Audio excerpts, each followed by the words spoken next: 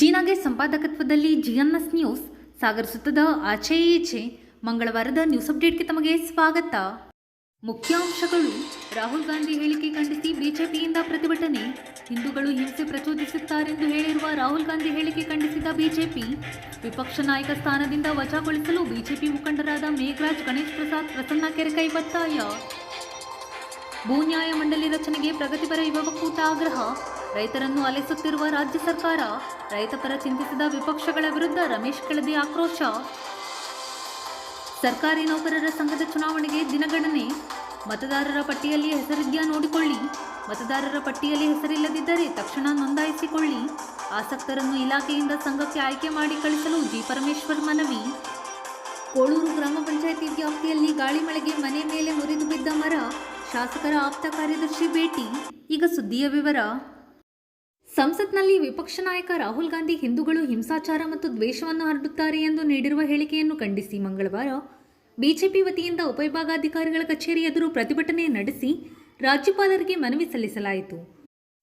ಪ್ರತಿಭಟನೆ ಉದ್ದೇಶಿಸಿ ಮಾತನಾಡಿದ ಬಿಜೆಪಿ ಜಿಲ್ಲಾಧ್ಯಕ್ಷ ಟಿಡಿ ಮೇಘರಾಜ್, ದೇಶದ ಅಧಿಕೃತ ವಿಪಕ್ಷ ನಾಯಕರಾಗಿ ಸನ್ಮಾನ್ಯ ರಾಹುಲ್ ಗಾಂಧಿರವರು ನಿನ್ನೆ ಲೋಕಸಭೆಯಲ್ಲಿ ಮಾತನಾಡಬೇಕಿದ್ರೆ ಹಿಂದೂಗಳು ದ್ವೇಷವನ್ನ ಹಚ್ಚಿಸ್ತಾ ಇದ್ದಾರೆ, ಹಿಂದೂಗಳು ದ್ವೇಷವನ್ನ ಪ್ರೇರೇಪಿಸ್ತಾ ಇದ್ದಾರೆ, ಹಿಂಸೆಗೆ ಪ್ರಚೋದನೆ ಕೊಡ್ತಾ ಇದ್ದಾರೆ ಅಂತ ಹೇಳ್ತಕ್ಕಂಥ ಪೂರ್ವಾಗ್ರಹ ಪೀಡಿತವಾದ ಮಾತುಗಳನ್ನಾಡಿದ್ದಾರೆ.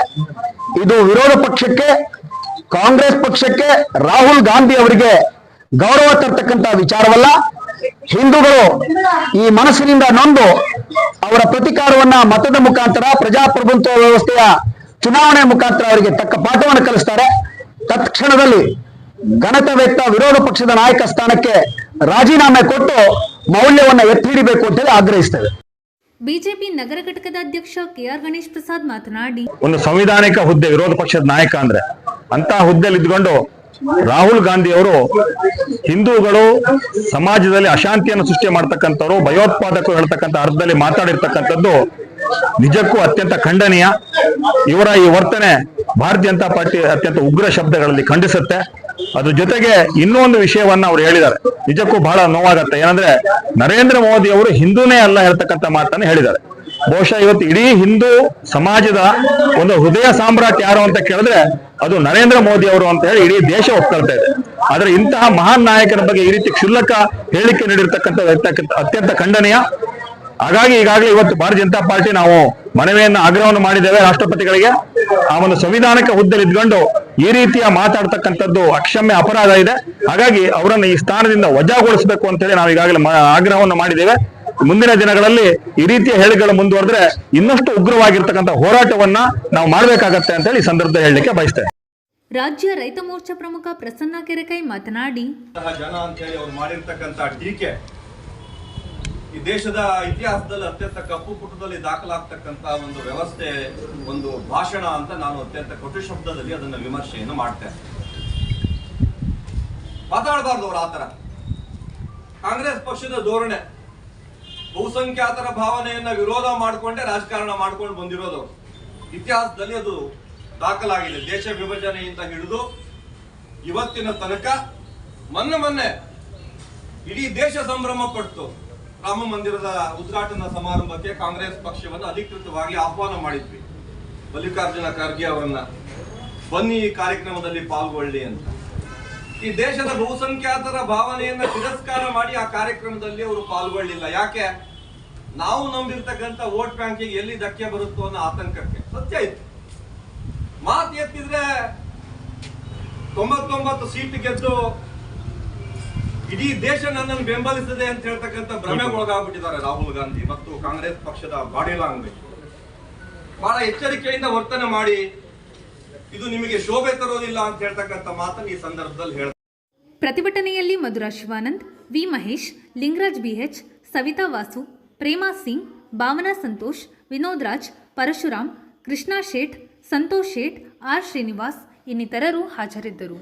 ರಾಜ್ಯ ಸರ್ಕಾರ ಅಧಿಕಾರಕ್ಕೆ ಬಂದು 13 ತಿಂಗಳು ಕಳೆದರೂ ಈ ತನಕ ಭೂ ನ್ಯಾಯ ಮಂಡಳಿ ರಚನೆ ಮಾಡದೆ ರೈತರನ್ನು ಸತಾಯಿಸುತ್ತಿದೆ ಎಂದು ತಾಲೂಕು ಪ್ರಗತಿಪರ ಯುವ ಒಕ್ಕೂಟದ ಅಧ್ಯಕ್ಷ ರಮೇಶ್ ಕೆಳದಿ ದೂರಿದ್ದಾರೆ. ಮಂಗಳವಾರ ಸುದ್ದಿಗೋಷ್ಠಿಯಲ್ಲಿ ಮಾತನಾಡಿದ ಅವರು, ನೂತನ ಸರ್ಕಾರ ರಚನೆಯಾಗಿ ಸುಮಾರು 1 ವರ್ಷದ 1 ತಿಂಗಳ ಅವಧಿ ಮುಗಿತಾ ಬಂದರೂ ಇಡೀ ರಾಜ್ಯಾದ್ಯಂತ ಭೂ ನ್ಯಾಯ ಮಂಡಳಿ, ಭೂ ಸುಧಾರಣೆ ಕಮಿಟಿಯನ್ನ ರಚನೆ ಮಾಡದೆ ರೈತರಿಗೆ ದ್ರೋಹವನ್ನ ಬಗೆದಿದೆ.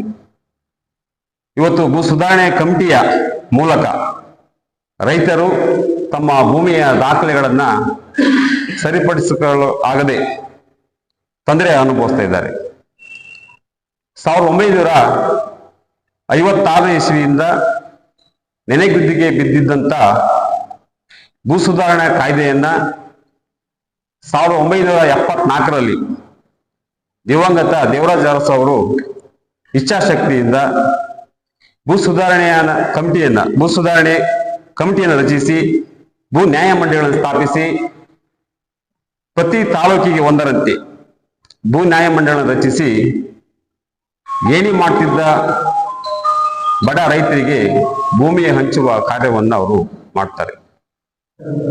ಆ ವಿಧೇಯಕಕ್ಕೆ ರಾಷ್ಟ್ರಪತಿಗಳಿಂದ ತಿದ್ದುಪಡಿಸಿ ಅಂಗೀಕರಿಸಿ ಇಡೀ ರಾಜ್ಯಾದ್ಯಂತ ಸುಮಾರು 20,98,000 ಎಕರೆ ಭೂಮಿಯನ್ನ ಈ ಒಂದು ಕಾಯ್ದೆ ಮೂಲಕ ಭೂಮಿಯನ್ನ ಪಡೆದಿರುತ್ತಾರೆ.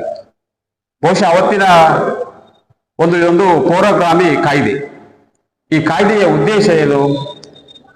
ಸಮಾಜದ ಅನಿಷ್ಟ ಪದ್ಧತಿಗಳಲ್ಲಿ ಒಂದಾದ ಜಮೀನ್ದಾರಿ ಪದ್ಧತಿಯನ್ನ ಹೋಗಲಾಡಿಸುವುದು, ಜೀತ ಪದ್ಧತಿಯನ್ನ ನಿರ್ಮೂಲನೆ ಮಾಡುವುದು, ಆರ್ಥಿಕ ಸಮಾನತೆಯನ್ನು ತರುವುದು, ಬಡ ಕೃಷಿ ಕೂಲಿ ಕಾರ್ಮಿಕರಿಗೆ ಭೂಮಿಯನ್ನ ನೀಡಿ ದುಡಿಯುವ ಕೈಗಳಿಗೆ ಭೂಮಿಯ ಹಕ್ಕನ್ನು ನೀಡಿ ಸಮಾಜದ ಮುಖ್ಯ ಭೂಮಿಕೆಗೆ ಅವರನ್ನು ತರಬೇಕು, ನಿರುದ್ಯೋಗ ಸೃಷ್ಟಿಯನ್ನ ಹೋಗಲಾಡಿಸುವುದು, ಉದ್ಯೋಗವನ್ನ ಸೃಷ್ಟಿ ಮಾಡಬೇಕು ಅಂತ ಹೇಳಿ 1974ರಲ್ಲಿ ಒಂದು ಕಾಯ್ದೆ ಇಡೀ ರಾಜ್ಯಾದ್ಯಂತ ಜಾರಿಯಾಗಿ ಅನುಷ್ಠಾನಗೊಳ್ಳುತ್ತದೆ. ಈಗ ನಮ್ಮ ಕರ್ನಾಟಕ ರಾಜ್ಯದಲ್ಲಿ ಮಾನ್ಯ ಸಿದ್ದರಾಮಯ್ಯನವರ ನೇತೃತ್ವದ ಸರ್ಕಾರ ಸುಮಾರು ಅಸ್ತಿತ್ವಕ್ಕೆ ಬಂದು 1 ವರ್ಷದ 1 ತಿಂಗಳು ಆದರೂ ಇನ್ನೂ ಭೂ ನ್ಯಾಯ ಮಂಡಳಿಯನ್ನ ಸ್ಥಾಪಿಸಿದೆ. ಇವತ್ತು ಕಮಿಟಿಯ ಮೂಲಕ ರೈತರು ತಮ್ಮ ದಾಖಲೆಗಳನ್ನು ಸರಿಪಡಿಸಿಕೊಳ್ಳಲಾಗದೆ ಪರದಾಡುವಂತಹ ಸ್ಥಿತಿ ಇವತ್ತು ನಿರ್ಮಾಣವಾಗಿದೆ. ಇದನ್ನ ಖಂಡಿಸಿ ಇನ್ನೇನು ಎಲ್ಲ ಸಂತ್ರಸ್ತರಂತಿರ್ಬೋದು, ಭೂ ನ್ಯಾಯ ಮಂಡಳಿ ಏನು ಸಮಸ್ಯೆಯನ್ನು ಅನುಭವಿಸ್ತಾ ಇದ್ದಾರೆ, ಇವತ್ತು ಇವರೆಲ್ಲ ಕೋಡ್ಗಳು ದುರಸ್ತಿ ಆಗಿದ್ದಾವೆ. ಬಹುಶಃ ಕರ್ನಾಟಕ ಅಧಿನಿಯಮ 1964 ಕಾಲಂ 49A ಅಡಿಯಲ್ಲಿ ಇವತ್ತು ಶಿವಮೊಗ್ಗ ಪದನಿಮಿತ್ತ ಭೂ ದಾಖಲೆಗಳ ನಿರ್ದೇಶಕರ ಕಚೇರಿಗೆ ಇವರು ಮೇಲ್ಮನವಿಯನ್ನು ಸಲ್ಲಿಸಿ ಕೋಡ್ ರದ್ದು ಮಾಡಿಸಿ ಹಾಲಿ ಸ್ವಾಧೀನ ಅನುಭವದ ವಿಸ್ತೀರ್ಣಕ್ಕೆ ತಕ್ಕಂತೆ ಅಳತೆ ಕಾರ್ಯವನ್ನು ಮಾಡಿರುತ್ತಾರೆ.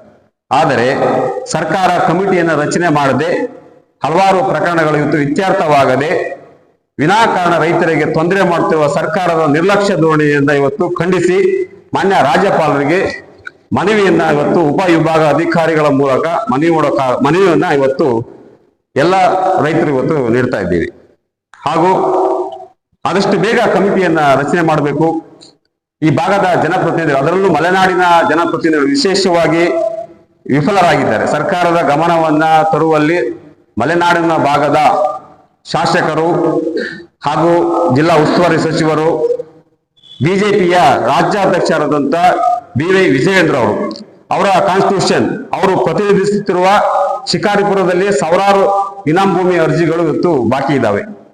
ಹಾಗಾಗಿ ಅವರು ಸಹ ಸರ್ಕಾರದ ವಿರುದ್ಧ ಈ ಒಂದು ಕಮಿಟಿಯನ್ನ ಮಾಡಲಿಕ್ಕೆ ಎಚ್ಚರಿಸಬೇಕು. ಆ ಎಚ್ಚರಿಸುವಲ್ಲಿ BY ವಿಜಯೇಂದ್ರ ಅವರು, ಬಿಜೆಪಿ ರಾಜ್ಯಾಧ್ಯಕ್ಷರಾದಂಥ ವಿಜಯೇಂದ್ರ ಅವರು ವಿಫಲರಾಗಿದ್ದಾರೆ ಅಂತ ಹೇಳಿ ಈ ಒಂದು ಪತ್ರಿಕಾಗೋಷ್ಠಿಯಲ್ಲಿ ನಾನು ಅವರನ್ನ ನೇರವಾಗಿ ಆರೋಪ ಮಾಡ್ತಾ ಇದ್ದೇನೆ. ಆದಷ್ಟು ಬೇಗ ಮುಂದಿನ ದಿನಗಳಲ್ಲಿ ರಾಜ್ಯಪಾಲರು ಘನ ಸರ್ಕಾರಕ್ಕೆ ಭೂ ನ್ಯಾಯ ಮಂಡಳಿಯನ್ನ ಸ್ಥಾಪಿಸಲು ಸೂಚನೆ ನೀಡಬೇಕಂತ ಹೇಳಿ ಈ ಮೂಲಕ ನಾನು ಪತ್ರಿಕಾಗೋಷ್ಠಿ ಬೇಡ್ಕೊಳ್ತಿದ್ದೇನೆ ಸರ್. ಗೋಷ್ಠಿಯಲ್ಲಿ ಮಂಜಪ್ಪ ಮಾಲ್ವೆ, ರಮೇಶ್ ಕಾಗೋಡು, ಸತ್ಯನಾರಾಯಣ್ DH, KN ಮಹೇಶ್ ಇನ್ನಿತರರು ಹಾಜರಿದ್ದರು. ಸರ್ಕಾರಿ ನೌಕರರ ಸಂಘದ 2024-2029 ಚುನಾವಣೆ ಪ್ರಕ್ರಿಯೆ ಪ್ರಾರಂಭವಾಗಿದ್ದು, ತಾಲೂಕಿನ 24 ಇಲಾಖೆ ಎಲ್ಲ ನೌಕರರು ಮತದಾರರ ಪಟ್ಟಿಯಲ್ಲಿ ತಮ್ಮ ಹೆಸರು ಇದೆಯಾ ಎಂದು ಪರಿಶೀಲಿಸಿ ಎಂದು ಸರ್ಕಾರಿ ನೌಕರರ ಸಂಘದ ತಾಲೂಕು ಶಾಖೆ ಅಧ್ಯಕ್ಷ ಜಿ ಪರಮೇಶ್ವರ್ ಮನವಿ ಮಾಡಿದ್ದಾರೆ. ಮಂಗಳವಾರ ಸುದ್ದಿಗೋಷ್ಠಿಯಲ್ಲಿ ಮಾತನಾಡಿದ ಅವರು, ಅಂತೇಳಿ ಕರ್ನಾಟಕ ರಾಜ್ಯ ಸರ್ಕಾರಿ ನೌಕರ ಸಂಘದ ಅಧ್ಯಕ್ಷನಾಗಿ ಕಾರ್ಯನಿರ್ವಹಿಸ್ತಾ ಇದ್ದೇನೆ. ಚಂದ್ರಶೇಖರ್ ವಿ ಅಂತೇಳಿ ಖಜಾಂಚಿಗಳಾಗಿ ಕಾರ್ಯನಿರ್ವಹಿಸ್ತಾ ಇದ್ದಾರೆ. ಹಾಗೇನೆ ಲಕ್ಷ್ಮೀ ಭಾಗವತ್ ಅಂತ ಹೇಳಿ ಸಾಂಸ್ಕೃತಿಕ ಕಾರ್ಯದರ್ಶಿಗಳಾಗಿ ಕಾರ್ಯನಿರ್ವಹಿಸ್ತಾ ಇದ್ದಾರೆ. ಪುಷ್ಪ ಅಂತ ಹೇಳಿ ನಮ್ಮ ಸರ್ಕಾರಿ ನೌಕರ ಸಂಘದ ನಿರ್ದೇಶಕರಾಗಿ ಕಾರ್ಯನಿರ್ವಹಿಸ್ತಾ ಇದ್ದಾರೆ. ಹಾಗೆ ಅಣ್ಣಪ್ಪ ಅಂತ ಹೇಳಿ DK ಸಂಘಟನಾ ಕಾರ್ಯದರ್ಶಿಗಳಾಗಿ ಕಾರ್ಯನಿರ್ವಹಿಸ್ತಾ ಇದ್ದಾರೆ. ಸಿದ್ದರಾಜು ಅಂತ ಹೇಳಿ ಉಪಾಧ್ಯಕ್ಷರಾಗಿ ಇದ್ದಾರೆ. ಸೊ ವಿಶೇಷವಾಗಿ ಇವತ್ತಿನ ಈ ಪತ್ರಿಕಾಗೋಷ್ಠಿಯನ್ನ ನಡೆಸ್ತಕ್ಕಂಥ ಉದ್ದೇಶ ಏನು ಅಂತಂದ್ರೆ, ತಮ್ಗೆಲ್ರಿಗೂ ಕೂಡ ಗೊತ್ತಿದೆ, ಕರ್ನಾಟಕ ರಾಜ್ಯ ಸರ್ಕಾರಿ ನೌಕರ ಸಂಘ ಈಗ ಚುನಾವಣೆಗಳಾಗಿ 5 ವರ್ಷಗಳು, ಈ ಆಗಸ್ಟಿಗೆ 5 ವರ್ಷ ಪೂರ್ಣ ಆಗ್ತಾ ಇದೆ. ಹಾಗಾಗಿ ಇನ್ನು 2024ರಿಂದ 29ರ ಅವಧಿಗೆ ಮುಂದಿನ ಚುನಾವಣೆಗಳು ನಡಿಬೇಕಾಗ್ತದೆ. ಆ ಚುನಾವಣಾ ಪ್ರಕ್ರಿಯೆ ಈಗಾಗಲೇ ಆರಂಭ ಆಗಿದೆ. ವಿಶೇಷವಾಗಿ ಎಲ್ಲಾ ಇಲಾಖೆಗಳ, ನಮ್ಮಲ್ಲಿ ಸಾಗರ ತಾಲೂಕಿನಲ್ಲಿ ಸುಮಾರು 24 ಇಲಾಖೆಗಳಿದಾವೆ. ಆ 24 ಇಲಾಖೆಗಳಲ್ಲಿ ಇರುವಂತಹ ಎಲ್ಲಾ ನೌಕರರ ಮತದಾರರ ಪಟ್ಟಿಯಲ್ಲಿ ಸೇರ್ಪಡೆ ಆಗುವಂತಹ ಮತ್ತೆ ಮತದಾರರ ಪಟ್ಟಿಯನ್ನ ಪರಿಷ್ಕರಣೆಯನ್ನು ಮಾಡುವಂತಹ ಕಾರ್ಯ ಈಗಾಗಲೇ ಆರಂಭ ಆಗಿದೆ. ಸೊ ವಿಶೇಷವಾಗಿ ನಮ್ಮಲ್ಲಿ ಯಾರು ಪ್ರತಿ ವರ್ಷನೂ ಕೂಡ 200 ರೂಪಾಯಿಗಳ ಸದಸ್ಯತ್ವ ಶುಲ್ಕವನ್ನ ಸಂಘಕ್ಕೆ ನೀಡ್ತಾ ಇದ್ದೀವಿ. ಆ 200 ರೂಪಾಯಿಗಳಲ್ಲಿ 50% ಅಮೌಂಟು ತಾಲೂಕು ಸಂಘಗಳಿಗೆ ಮತ್ತು ಜಿಲ್ಲಾ ಸಂಘಗಳಿಗೆ ಬರುತ್ತೆ. ಇನ್ನು 50% ರಾಜ್ಯ ಸಂಘಕ್ಕೆ ಇರುತ್ತೆ. ಸೊ ಅದರಲ್ಲಿ ಈ ಸದಸ್ಯತ್ವ ಶುಲ್ಕವನ್ನ ಯಾರು ಕಟ್ಟಿರ್ತಾರೋ ಅವರಿಗೆ ಇಲ್ಲಿ ಮತದಾನವನ್ನು ಮಾಡುವಂತಹ ಒಂದು ಅವಕಾಶಗಳು ಮತ್ತೆ ಚುನಾವಣೆಗೆ ನಿಲ್ಲುವಂತಹ ಒಂದು ಅವಕಾಶಗಳು ಇರ್ತದೆ. ಆಯಾ ಇಲಾಖೆಗಳಿಂದ ನಿರ್ದೇಶಕರಾಗಿ ಆಯ್ಕೆಯಾಗಿ ಬರ್ಲಿಕ್ಕೆ ಅವಕಾಶಗಳು ಇರ್ತದೆ. ಸೊ ಅಂತಹ ಒಂದು ಪ್ರಕ್ರಿಯೆ ಈಗಾಗಲೇ ಆರಂಭ ಆಗಿದ್ದು, ನಿನ್ನೆ ವರೆಗಿನ ನಾವು ಈ ಒಂದು ಮತದಾರ ಪರಿಷ್ಕರಣೆ ಕಾರ್ಯವನ್ನ ಈಗಾಗಲೇ ಮಾಡಿದ್ದೀವಿ. ನಿನ್ನೆ ಅದನ್ನ ಪ್ರಕಟಣೆಯನ್ನು ಕೂಡ ಮಾಡಿದ್ದೀವಿ. ಈಗಾಗಲೇ ಸಂಘದ ಸರ್ಕಾರಿ ನೌಕರ ಸಂಘದ ಗ್ರೂಪ್ ಏನಿದೆ ಆ ಗ್ರೂಪ್ ನಲ್ಲಿ PDF ಗಳನ್ನ ಮಾಡಿ ಪ್ರತಿ ಇಲಾಖೆಯಲ್ಲಿ ನೋಂದಾಯಿಸಿಕೊಂಡಿರ್ತಕ್ಕಂಥ ಎಲ್ಲಾ ನೌಕರ ಮತದಾರರ ಪಟ್ಟಿಯನ್ನ ಈಗಾಗಲೇ ನಾವು ರೆಡಿಯನ್ನು ಮಾಡಿ ಅದನ್ನ ಪ್ರಕಟಣೆಯನ್ನು ಮಾಡಿದ್ದೀವಿ. ಸೊ ಇವತ್ತಿನ ಪತ್ರಿಕಾಗೋಷ್ಠಿ ಮಾಡುವಂತ ಉದ್ದೇಶವೂ ಅಷ್ಟಿದೆ. ಸೊ ಇನ್ನು ಇವತ್ತಿನಿಂದ 2ನೇ ತಾರೀಕಿನಿಂದ 10ನೇ ತಾರೀಕಿನವರೆಗೆ ಮತದಾರರು, ನಮ್ಮ ನೌಕರ ಮತದಾರರು ಯಾರಾದರೂ ಬಿಟ್ಟು ಹೋಗಿದ್ರೆ ಅವರ ಹೆಸರುಗಳನ್ನ ಸೇರ್ಪಡೆಯನ್ನು ಮಾಡೋದಕ್ಕೆ ಅವಕಾಶಗಳಿದೆ. ಹಾಗೇನೆ ಅವರು ಏನಾದ್ರೂ ಅವರ ಹೆಸರುಗಳನ್ನ ಸೇರ್ಪಡೆಯನ್ನು ಮಾಡ್ಲಿಕ್ಕೆ ಬೇರೆ ಯಾರಾದ್ರೂ ಆಕ್ಷೇಪಣೆಗಳನ್ನ ಮಾಡಿದ್ರೆ ಅವರ ಸದಸ್ಯತ್ವ ಶುಲ್ಕವನ್ನ ಕಟ್ಟಿದ್ರ ಬಗ್ಗೆ ನಮ್ಗೆ ಅವುಗಳನ್ನ ಮಾಹಿತಿಯನ್ನು ನೀಡಿದ್ರೆ ಖಂಡಿತವಾಗ್ಲೂ ಅವರೆಲ್ಲರಿಗೂ ಕೂಡ ಮತದಾನವನ್ನು ಮಾಡೋದಕ್ಕಾಗಿರ್ಬೋದು ಅಥವಾ ಚುನಾವಣೆಗೆ ನಿಲ್ಲೋದಕ್ಕಾಗಿ ಕೂಡ ಅವಕಾಶಗಳಿದೆ. ಸೊ ವಿಶೇಷವಾಗಿ 3 ವರ್ಷಗಳ ಕಾಲ ನಿರಂತರವಾಗಿ ಸದಸ್ಯತ್ವ ಶುಲ್ಕವನ್ನ ಯಾರು ಕಟ್ಟಿರ್ತಾರೋ ಮತ್ತೆ ಆ ತಾಲೂಕುಗಳಲ್ಲಿ ಯಾರು ಇರ್ತಾರೋ ಅವರಿಗೆ ಚುನಾವಣೆಗಳಲ್ಲಿ ನಿಲ್ಲೋದಕ್ಕೆ ಅವಕಾಶಗಳಿದೆ. ಸೊ ಇನ್ನು 1 ವರ್ಷ ಇತ್ತೀಚೆಗೆ ಬಂದಿರತಕ್ಕಂಥ ನೌಕರರು ಇದ್ದಾರೆ. ಆ ನೌಕರರು ಮತದಾನವನ್ನ ಮಾಡ್ಬೋದು, ಆದ್ರೆ ಚುನಾವಣೆಗಳಿಗೆ ನಿಲ್ಲೋದಕ್ಕೆ ಅವಕಾಶಗಳು ಇರೋದಿಲ್ಲ ಅಂತಕ್ಕಂಥದ್ದನ್ನ ತಮ್ಮ ಗಮನಕ್ಕೆ ತರಲಿಕ್ಕೆ ಬಯಸ್ತಾ ಇದ್ದಾರೆ. ವಿಶೇಷವಾಗಿ ಈಗಾಗಲೇ 8/6/2024ರಿಂದ 30/6/2024ರವರೆಗೆ ಮತದಾರರ ಪಟ್ಟಿಯನ್ನ ಪರಿಷ್ಕರಣೆಯನ್ನು ಮಾಡೋದಕ್ಕೆ ಸಿದ್ಧಪಡಿಸೋದಕ್ಕೆ ಅವಕಾಶಗಳನ್ನು ಕೊಟ್ಟಿದ್ರು. ಈ ಕರಡು ಮತದಾರರ ಪಟ್ಟಿಯನ್ನ ಪ್ರಕಟಣೆಯನ್ನ ಮಾಡೋದಕ್ಕೆ ನಿನ್ನೆ 1ನೇ ತಾರೀಕು 1/7/2024ರಂದು ಅನೌನ್ಸ್ ಮಾಡ್ಲಿಕ್ಕೆ ಅವಕಾಶ ಕೊಟ್ಟಿದ್ರು. ನಿನ್ನೆ ಆ ಪ್ರಕಾರವಾಗಿ ನಾವು ಅದನ್ನ ಪಟ್ಟಿಯನ್ನು ಅನೌನ್ಸ್ ಮಾಡಿದ್ದೀವಿ. ಸೊ ಇವತ್ತಿನಿಂದ 2/7/2024ರಿಂದ 10/7/2024ರವರೆಗೆ ಆಕ್ಷೇಪಣೆಗೆ ಅವಕಾಶ ಇದೆ. ಸೊ ಅಂತವರು ಖಂಡಿತವಾಗ್ಲೂ ಆಕ್ಷೇಪಣೆಗಳನ್ನ ಮಾಡಿ ತಮ್ಮ ಹೆಸರುಗಳನ್ನು ಬಿಟ್ಟೋಗಿದ್ರೆ ಅಥವಾ ಸೇರ್ಪಡೆ ಮಾಡ್ಬೇಕಾಗಿದ್ರೆ ಅವುಗಳನ್ನ ಸೇರಿಸ್ಕೊಳ್ಳೋದಕ್ಕೆ ಅವಕಾಶ ಇದೆ ಅಂತಕ್ಕಂಥದ್ದನ್ನ ಈ ಸಂದರ್ಭದಲ್ಲಿ ತಮ್ಮ ಗಮನಕ್ಕೆ ತರಲಿಕ್ಕೆ ಬಯಸ್ತಾ ಇದೆ. ಮತ್ತೆ ಈಗಾಗಲೇ ಚುನಾವಣಾ ಪ್ರಕ್ರಿಯೆ ಆರಂಭ ಆಗಿದೆ. ಚುನಾವಣಾ ಪ್ರಕ್ರಿಯೆ ಸರ್ಕಾರಿ ನೌಕರರ, ಕರ್ನಾಟಕ ರಾಜ್ಯ ಸರ್ಕಾರಿ ನೌಕರರ ಸಂಘದ ಚುನಾವಣಾ ಪ್ರಕ್ರಿಯೆ ಈಗಾಗಲೇ ಪ್ರಾರಂಭ ಆಗಿದೆ. ಸೊ ಈ ಮತದಾರರ ಪಟ್ಟಿ ಪರಿಷ್ಕರಣೆ ಆದ ನಂತರದಲ್ಲಿ ಇನ್ನು ಮುಂದಿನ ದಿನಗಳಲ್ಲಿ ಚುನಾವಣಾ ಅಧಿಕಾರಿಗಳನ್ನ ನೇಮಕವನ್ನ ಮಾಡಿ ಚುನಾವಣಾ ಅಧಿಕಾರಿಗಳು ಆ ನಂತರದಲ್ಲಿ ಆ ದಿನಾಂಕವನ್ನು ಪ್ರಕಟಣೆಯನ್ನು ಮಾಡ್ತಾರೆ. ಚುನಾವಣಾ ಪ್ರಕ್ರಿಯೆಗಳು ನಡೆಯುವಂತಹ ಒಂದು ಪ್ರಕಟಣೆಯನ್ನ ಚುನಾವಣಾ ಅಧಿಕಾರಿಗಳು ಮಾಡಬೇಕಾಗತ್ತೆ. ಸೊ ಅಂತಹ ಒಂದು ಪ್ರಕ್ರಿಯೆಗಳು ಇವತ್ತಿನ ಏನು ಕರ್ನಾಟಕ ರಾಜ್ಯ ಸರ್ಕಾರಿ ನೌಕರ ಸಂಘದ ರಾಜ್ಯಾಧ್ಯಕ್ಷರಾಗಿರ್ತಕ್ಕಂಥ CS ಷಡಾಕ್ಷರಿ ಅವರ ನೇತೃತ್ವದಲ್ಲಿ ಈಗಾಗಲೇ ಆ ಪ್ರಕ್ರಿಯೆಗಳು ಸಂಪೂರ್ಣವಾಗಿ ಆರಂಭ ಆಗಿದೆ ಅಂತಕ್ಕಂಥದ್ದನ್ನ ತಮ್ಮ ಗಮನಕ್ಕೆ ತರಲಿಕ್ಕೆ ಬಯಸ್ತಾ ಇದ್ದೇನೆ. ಸೊ ವಿಶೇಷವಾಗಿ ನಮ್ಮ ತಾಲೂಕಿನಲ್ಲಿ, ಸಾಗರ ತಾಲೂಕಿನಲ್ಲಿ ಯಾವುದೇ ಇಲಾಖೆಯ ನೌಕರರು ಇರ್ಬೋದು, ಚುನಾವಣೆಗಳಿಗೆ ನಿಲ್ಲೋದಕ್ಕಾಗಿರ್ಬೋದು, ಮತದಾರರ ಪಟ್ಟಿಯಲ್ಲಿ ಸೇರ್ಪಡೆ ಮಾಡ್ಲಿಕ್ಕಾಗಿರ್ಬೋದು, ಮುಕ್ತವಾಗಿರ್ತಕ್ಕಂಥ ಅವಕಾಶಗಳಿದೆ. ಹಾಗಾಗಿ ತಮ್ಮ ಈ ಮೂಲಕವಾಗಿ ನಾನು ಸುದ್ದಿಯನ್ನು ಮಾಡಬೇಕು ಅಂತೇಳಿ ತಮ್ಮಲ್ಲಿ ವಿನಂತಿಯನ್ನು ಮಾಡ್ಕೊಳ್ತೇನೆ. ಯಾವ ಇಲಾಖೆಯ ನೌಕರರ ಹೆಸರು ಬಿಟ್ಟು ಹೋಗಿದೆಯೋ ಅಥವಾ ಯಾವ ಇಲಾಖೆಯ ನೌಕರರ ಹೆಸರು ಸೇರ್ಪಡೆ ಆಗ್ಬೇಕಾಗಿದೆಯೋ ಅವರು ಈ 10ನೇ ತಾರೀಕಿನೊಳಗಾಗಿ ಕರ್ನಾಟಕ ರಾಜ್ಯ ಸರ್ಕಾರಿ ನೌಕರ ಸಂಘದ ಕಾರ್ಯದರ್ಶಿ ಆಗಿರ್ಬೋದು, ಖಜಾಂಚಿ ಆಗಿರ್ಬೋದು ಮತ್ತು ಅಧ್ಯಕ್ಷನಾಗಿ ನನಗೆ ಆಗಿರ್ಬೋದು ಆ ಮಾಹಿತಿಯನ್ನು ಕೊಟ್ಟರೆ ಖಂಡಿತವಾಗ್ಲೂ ಅದನ್ನ ಸೇರ್ಪಡೆಯನ್ನು ಮಾಡಲಿಕ್ಕೆ ನಾನು ಈ ಸಂದರ್ಭದಲ್ಲಿ ಅವರೆಲ್ಲರ ಗಮನಕ್ಕೆ ತರಲಿಕ್ಕೆ ಬಯಸ್ತಾ ಇದ್ದೇನೆ. ಇದು ಚುನಾವಣಾ ಪ್ರಕ್ರಿಯೆ. ಇದರ ಜೊತೆಗೆ ಕಟ್ಟಡದ ವಿಚಾರ ಹೇಳೋದಾದ್ರೆ ತಮ್ಗೆಲ್ರಿಗೂ ಕೂಡ ಗೊತ್ತಿದೆ, ಸುಮಾರು 1.5 ಕೋಟಿ ರೂಪಾಯಿಗಳ ಅನುದಾನವನ್ನ ಮಾನ್ಯ ಲೋಕಸಭಾ ಸದಸ್ಯರಾಗಿರ್ತಕ್ಕಂಥ BY ರಾಘವೇಂದ್ರ ಅವರ ಒಂದು ಪ್ರಯತ್ನದಿಂದಾಗಿ ಕರ್ನಾಟಕ ನೀರಾವರಿ ನಿಗಮದಿಂದ 1.5 ಕೋಟಿ ರೂಪಾಯಿಗಳ ಅನುದಾನವನ್ನ CS ಷಡಾಕ್ಷರಿ ಅವರ ಆ ಒಂದು ಪ್ರಯತ್ನದ ಮೂಲಕವಾಗಿ ಬಂದಿದ್ದು. ಆ 1.5 ಕೋಟಿ ರೂಪಾಯಿ ಅನುದಾನದಲ್ಲಿ ಈಗಾಗಲೇ ಗ್ರೌಂಡ್ ಫ್ಲೋರ್ನ ಸಂಪೂರ್ಣವಾಗಿರ್ತಕ್ಕಂಥ ಕಾರ್ಯ ಪೂರ್ಣಗೊಂಡಿದೆ. ಇನ್ನೇನು ಮೊದಲನೇ ಮಹಡಿಯ ಕಾರ್ಯ ನಡಿಬೇಕಾಗಿದೆ, ಅದು ಕೂಡ ಬಿಲ್ಡಿಂಗ್ ಆಗಿದೆ, ಪ್ಲಾಸ್ಟರಿಂಗು ಮತ್ತೆ ಉಳಿದಿರ್ತಕ್ಕಂಥ ಕಾರ್ಯಗಳು ಆಗ್ಬೇಕಾಗಿದೆ. ಸೊ ನಾವು ಈ MLA ಅವ್ರನ್ನ ಕರೆಸಿ ತಮ್ಗೆಲ್ಲರೂ ಕೂಡ ಗೊತ್ತಿದೆ, ಪಕ್ಕದಲ್ಲಿ ನಾವು ಕುತ್ಕೊಂಡು ಕೆಲಸಗಳನ್ನ ಮಾಡ್ಲಿಕ್ಕೆ ಆಗ್ತಾ ಇಲ್ಲ. ಸೊ ಹಾಗಾಗಿ ಅಟ್ಲೀಸ್ಟ್ ಆ ಗ್ರೌಂಡ್ ಫ್ಲೋರ್ ಅನ್ನಾದ್ರೂ ಕೂಡ ಉದ್ಘಾಟನೆಯನ್ನು ಮಾಡಬೇಕು. ಮಾನ್ಯ ಜಿಲ್ಲಾ ಉಸ್ತುವಾರಿ ಮಂತ್ರಿಗಳನ್ನ ಮತ್ತೆ ಸ್ಥಳೀಯ ಶಾಸಕರಾಗಿರ್ತಕ್ಕಂಥ ಸನ್ಮಾನ್ಯ ಬೇಳೂರು ಗೋಪಾಲಕೃಷ್ಣ ಅವರನ್ನ ಭೇಟಿಯನ್ನು ಮಾಡಿ ಮತ್ತೆ ರಾಜ್ಯಾಧ್ಯಕ್ಷರ ಆ ಒಂದು ಅನುಮತಿಯನ್ನು ಪಡೆದುಕೊಂಡು ಆ ಒಂದು ಗ್ರೌಂಡ್ ಫ್ಲೋರ್ನ ಉದ್ಘಾಟನೆಯನ್ನು ಮಾಡುವಂತಹ ಹಂತದಲ್ಲಿ ನಾವು ಇದ್ದೇವೆ ಅಂತಕ್ಕಂಥದ್ದನ್ನು ಕೂಡ ತಮ್ಮ ಗಮನಕ್ಕೆ ತರಲಿಕ್ಕೆ ಬಯಸ್ತಾ ಇದ್ದೇನೆ. ಸೊ ವಿಶೇಷವಾಗಿ ಮತ್ತೊಂದನ್ನು ನಾನು ತಮ್ಮಲ್ಲಿ ವಿನಂತಿಯನ್ನು ಮಾಡಿಕೊಳ್ಳಿಕ್ಕೆ ಬಯಸ್ತಾ ಇದ್ದೇನೆ. ನಮ್ಮ ತಾಲೂಕಿನಲ್ಲಿ ಆದಷ್ಟು ಆ ಚುನಾವಣೆಗಳು ನಡೆಯದಂತೆ ಆ ಇಲಾಖೆಯ ನಿರ್ದೇಶಕರುಗಳನ್ನ ಅವಿರೋಧವಾಗಿ ಆಯ್ಕೆಯನ್ನು ಮಾಡಿ ಕಳಿಸಿ ಅಂತಕ್ಕಂಥ ಒಂದು ವಿನಂತಿಯನ್ನು ಕೂಡ ನಾನು ಈ ಸಂದರ್ಭದಲ್ಲಿ ಮಾಡಲಿಕ್ಕೆ ಬಯಸ್ತಾ ಇದ್ದೇನೆ. ಇನ್ನು ಮುಂದೆ ಇನ್ನು 5 ವರ್ಷಕ್ಕೆ ನಂತರದಲ್ಲಿ ಮತ್ತೆ ಬರೋದು ಇಲಾಖೆಯಲ್ಲಿ ಏನು ಸಮಸ್ಯೆಗಳಾಗಿದೆ ಅಥವಾ ನೌಕರ ಸಮಸ್ಯೆ ಏನಿದೆ ಅಥವಾ ಸಾರ್ವಜನಿಕರಿಗೆ ಏನು ಸೌಲಭ್ಯಗಳನ್ನು ಕಲ್ಪಿಸಿಕೊಡ್ಬೇಕು. ಈಗ ನೋಡಿ ಸರ್, ನನಗೆ ನೀವು ಹೇಗಿರ್ತದೆ ಅಂದ್ರೆ ಸಭೆಗಳಿಗೆ ಕರೆದ್ರೆ ಸಹಿತ ನನಗೆ ಆ ಕೆಲಸ ಇದೆ, ಈ ಕೆಲಸ ಇದೆ. ಚುನಾವಣೆಗಳಿಗೆ ಮಾತ್ರ ಆಯ್ಕೆ ಆಗಿ ಸಭೆ ಕೊಡಕ್ಕಾಗಲ್ಲ. ದೇವರು ಕೊಡ್ಲಿಕ್ಕೆ ಸಿದ್ಧನಾಗಿದ್ದೇನೆ. ದಯಮಾಡಿ ಅಂಥವರನ್ನ ಎಲ್ಲಾ ಇಲಾಖೆಗಳನ್ನು ಆಯ್ಕೆ ಮಾಡಿ ಅಂತ ಹೇಳಿ ನಾವು ನಮ್ಮ ಸಾಗರ ವಿನಂತಿಯನ್ನು ಮಾಡ್ತೀವಿ. 7ನೇ ತಾರೀಕು ಈ 7ನೇ ವೇತನ ಆಯೋಗದ ಬಗ್ಗೆನೇ ಸಭೆಯನ್ನು ಕರೆದಿದ್ದಾರೆ. ಚಿಕ್ಕಮಗಳೂರಿನಲ್ಲಿ ರಾಜ್ಯ ಕಾರ್ಯಕಾರಿಣಿ ಸಭೆ ನಡೀತಿದೆ. ಆ ಸಭೆಯಲ್ಲಿ ಏನು ಪ್ರಸ್ತಾಪ ಆಗುತ್ತೋ ಆ ತೀರ್ಮಾನಗಳನ್ನು ತೆಗೆದುಕೊಳ್ತಾರೆ.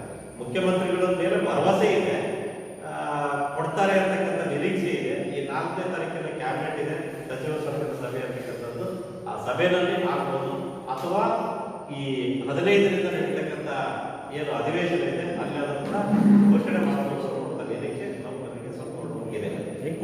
ಗೋಷ್ಠಿಯಲ್ಲಿ ಸಂಘದ ಪದಾಧಿಕಾರಿಗಳಾದ ವಿ ಚಂದ್ರಶೇಖರ್, ಅಣ್ಣಪ್ಪ DK, ಸಿದ್ದರಾಜು, ಲಕ್ಷ್ಮೀ ಭಾಗವತ್, ಪುಷ್ಪ ಇನ್ನಿತರರು ಹಾಜರಿದ್ದರು. ತಾಲೂಕಿನ ಕೋಳೂರು ಗ್ರಾಮ ಪಂಚಾಯಿತಿ ವ್ಯಾಪ್ತಿಯಲ್ಲಿ ವಿಪರೀತ ಮಳೆಯಿಂದ 2 ಮನೆಗಳ ಮೇಲೆ ಮರ ಮುರಿದು ಬಿದ್ದು ಅಪಾರ ಪ್ರಮಾಣದ ನಷ್ಟ ಉಂಟಾದ ಘಟನೆ ಮಂಗಳವಾರ ನಡೆದಿದೆ. ಗೋಡೆಕೊಪ್ಪ ಗ್ರಾಮದ ಚಿಪ್ಪಾಳಿಕೊಪ್ಪ ಪುರುಷೋತ್ತಮವರ ಮನೆ ಮೇಲೆ ದೊಡ್ಡ ಗಾತ್ರದ ಮರ ಮುರಿದು ಬಿದ್ದು ಮನೆಯ ಭಾಗಶಃ ಜಖಂಗೊಂಡಿದೆ. ಮನೆಯಲ್ಲಿದ್ದ ಒಬ್ಬರಿಗೆ ಸ್ವಲ್ಪ ಪೆಟ್ಟಾಗಿದ್ದು ಉಳಿದವರು ಅದೃಷ್ಟವಶಾತ್ ಬಚಾವಾಗಿದ್ದಾರೆ. ಮನೆಯೊಳಗೆ ಇದ್ದ ಎಲ್ಲ ವಸ್ತುಗಳು ನಾಶವಾಗಿದೆ. ಶೆಡ್ಡಿಕೊಪ್ಪ ಗ್ರಾಮದಲ್ಲಿ ಮನೆಯ ಮೇಲೆ ಮರ ಮುರಿದು ಬಿದ್ದು ಮನೆ ಸಂಪೂರ್ಣ ಜಖಂಗೊಂಡಿದೆ. ಸ್ಥಳಕ್ಕೆ ಕೋಳೂರು ಗ್ರಾಮ ಪಂಚಾಯಿತಿ ಅಧ್ಯಕ್ಷ ನವೀನ್ ಗೌಡ, ಶಾಸಕರ ಆಪ್ತ ಕಾರ್ಯದರ್ಶಿ ಶ್ರೀನಿವಾಸ್ ಮೂರ್ತಿ, ಗ್ರಾಮ ಪಂಚಾಯಿತಿ ಸದಸ್ಯರು, ಅಧಿಕಾರಿಗಳು ಭೇಟಿ ನೀಡಿ ತಾತ್ಕಾಲಿಕ ಪರಿಹಾರ ನೀಡಿದ್ದಾರೆ. ಇದು ಮಂಗಳವಾರದ ಸಮಗ್ರ ಸುದ್ದಿ. ನಿರಂತರ ಸುದ್ದಿಗಾಗಿ ನೋಡ್ತಾ ಇರಿ GMS ನ್ಯೂಸ್. ನಮಸ್ಕಾರ.